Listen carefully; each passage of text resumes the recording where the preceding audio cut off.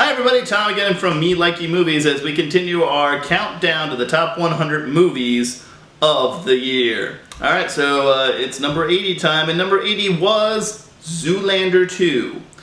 That's right, we got Owen Wilson, Ben Stiller back in the crazy movie from back, way back when in the early 2000s. They finally got around to making a sequel. It's got some funny stuff. You know, there's a couple cool cameos by some people. But at the end of the day, it's too little too late, guys. You can't wait 14 years to do a comedy sequel. It does win the award, though, for Dumbest Kiss of the Year.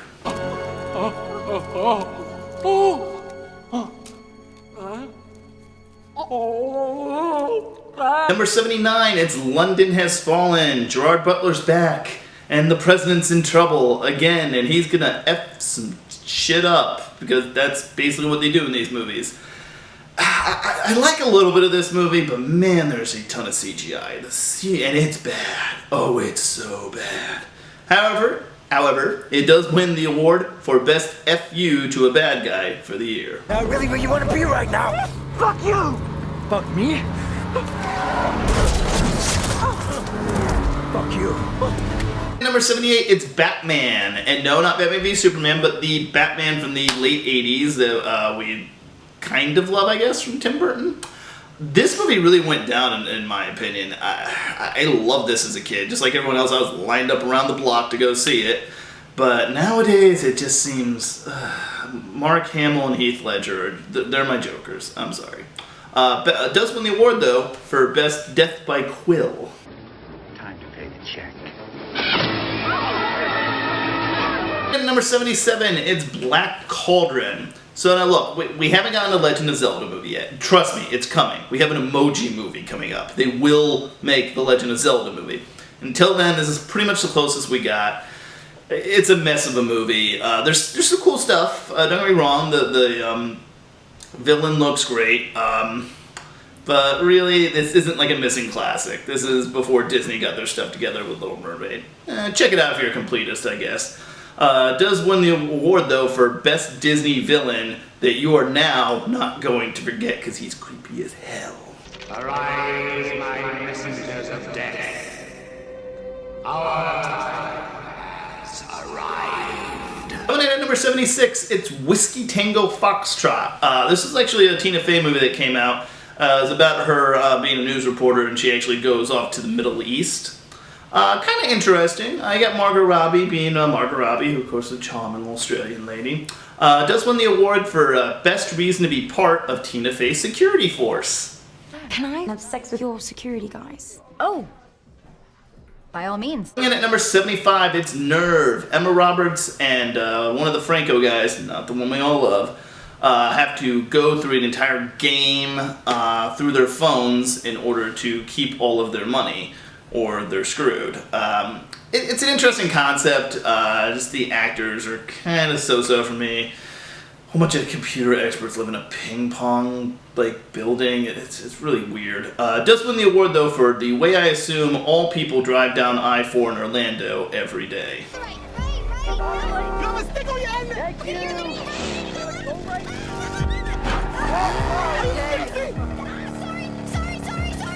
24, it's X-Men Apocalypse.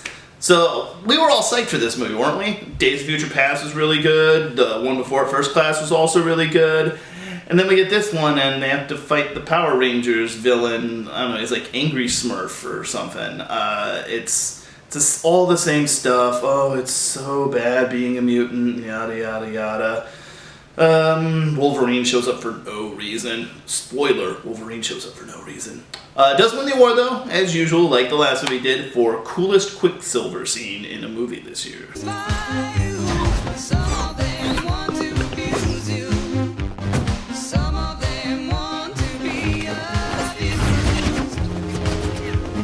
Coming in at number 73, it's Batman v Superman, Dawn of Justice, Court Case number 1. Okay, I had screwed around that court case part.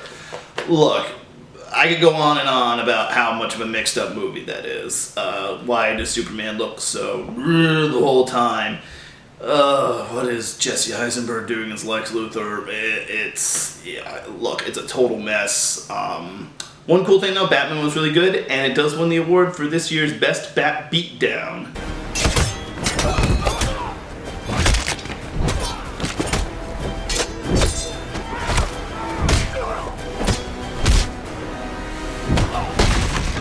Coming in at number 72, it's Suicide Squad. A little bit better than Batman v Superman: Dawn of Justice, court case number 17-4.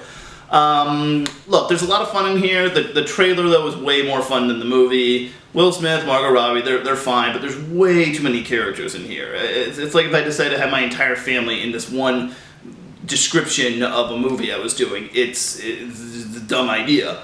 It does win the award, though, for Best Murder Angel in a movie.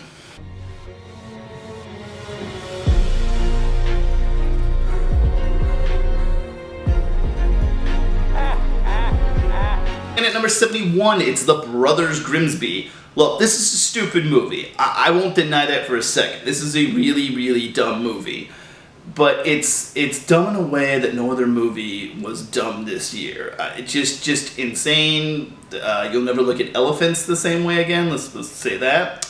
And of course, it does win the award. This one is very earned. Wins the award for Best Donald Trump Joke in a movie this year. Oh yeah.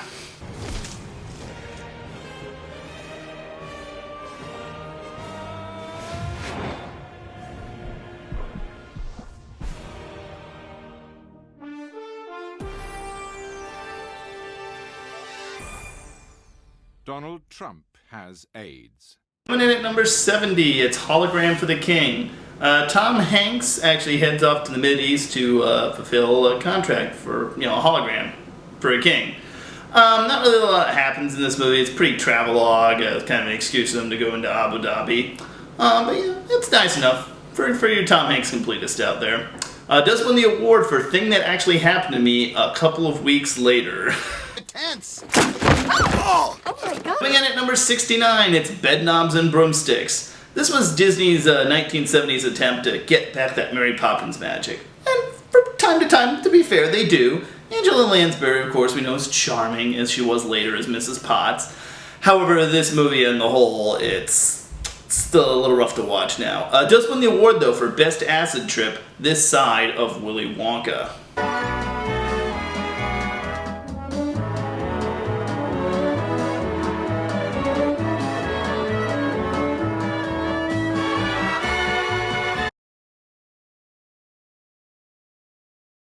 And at number 67, it's Robin Hood, and the one I'm talking about here is also another weird 1970s Disney movie. It was the animated Robin Hood. A little rough around the edges. I think they were still getting over having Walt passed away a few years previously. But check it out. It's nice enough. Does win the award for dog who clearly is on a million painkillers because he is dancing. Seriously, look at this dog. He has a broken leg and he's dancing around la-di-da-di-da. He should be screaming in pain. King Richard leads the great crusade he's on. We'll all have to slave away for that good-for-nothing John. Incredible as he is inept whenever the... And at number 66, it's 13 Hours, The Secret Files of Benghazi. This is actually Michael Bay's probably best movie since The Rock. It's not perfect by any stretch, but the fact that it has a plot and it makes some sense is really a triumph for frickin' Michael Bay. And because he likes to do it a bunch, I give it the award for Best Blowing Up of Shit.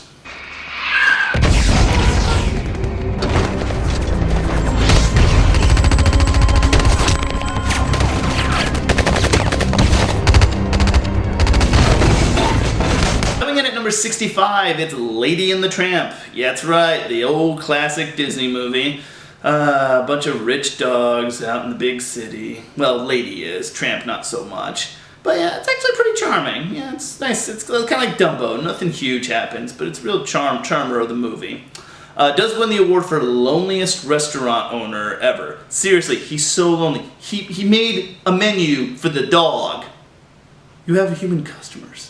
Tonight the butcher he's get the best in the house. Okay, Tony, you're the boss. Now tell me, what's your pleasure? A la carte, dinner. Coming in at number 64, The Sword and the Stone. Get take a look at some of the stuff Dumbledore was up to before he met up with Harry Potter. This is a pretty goofy movie, even for Disney standards. I would say definitely check it out. I think it's a little bit underrated. Does win the award for Squirrel Most Interested in Nuts, if you get my drift. Marlin! Marlin! You're on your own, lad. I'm afraid magic can't solve this problem. Coming in at number 63, it is Office Christmas Party. I enjoyed this more than I thought I was going to. It's still kind of a dumb comedy. They gotta close the big account or else we're shutting down the entire company. You know the deal. Does win the award, though, for Best Christmas Tarzan in a movie this year. I think he meant to swing there. And number 62, The Three Musketeers. You're probably asking, which Three Musketeers? We've had like a million Three Musketeers movie. This one was actually an early 90s one, starring Charlie Sheen and Jack Bauer himself, although now President Tom Kirkman. Kiefer Sutherland as a couple of the Musketeers. It's actually a pretty fun sword swashbuckling action adventure, and it actually has some pretty damn good action. It's kind of the last days before CGI kind of came in and was, you know, they made things 50-50. Does win the award for extra who clearly doesn't know how to actually sword fight.